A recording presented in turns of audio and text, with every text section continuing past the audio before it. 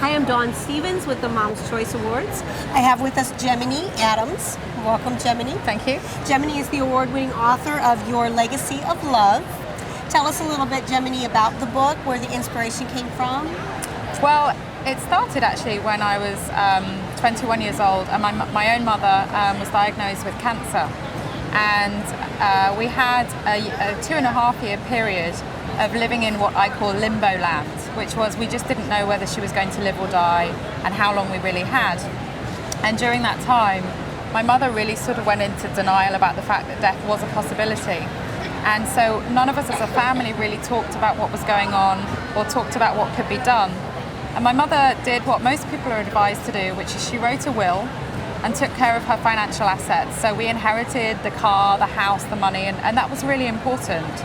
But when she then died, those things didn't do anything to help my pain or my brother's pain, and we'd lost our mum. You know, we were really in grief about the fact that this person who was our cheerleader, our mentor, you know, my best friend, my support, was no longer here. And I realized very quickly that what I really needed wasn't the money, wasn't the car, wasn't the house. I needed some way of being able to reconnect with her love and stay connected to who she was and how much she cared for me.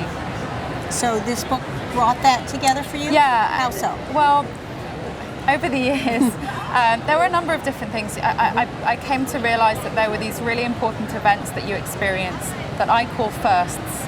So it was the first time that I had to go for a job interview and my mum wasn't there to call on her and say, help, what do I do? Or the first time that, you know, a guy dumped me, or the first time that I had to go to a big event like somebody's special birthday party or a wedding or something. And just those occasions when my mum would have been the person probably at that stage in my life that would have been there. And so I started to realize that there were all of these things that she could have done to help me, and started to kind of record them. And then I started thinking, well, hang on, this isn't just me, surely there were other people out there. So I started a survey on the internet asking the question, if one of your parents died, what would you prefer? To inherit their money or a letter saying how much they loved you? And 90% of the people said they would prefer to have the loving letter, which actually really didn't surprise me. But it made me appreciate that I wasn't the only one who wanted more than just a financial legacy. So I began to realize that we have what I call emotional assets, and that we can actually capture these emotional assets and pass them on to our children or our grandchildren or our husbands or our wives. And by doing this, we can really help to reduce the grief and suffering of our family members in the event that something should happen to us. So is this letters that you have written to pass on, or No. that you gathered from other people? It's not. It's actually a combination of my own story and the challenges that I went to help people get some kind of understanding of what might happen if something happened to them and the kind of experiences of grief that their children might have. And then there's actually 10 steps in the book that are a sort of description and a guide on how you can go about creating your legacy of love, and in doing so, realize the gift in goodbye.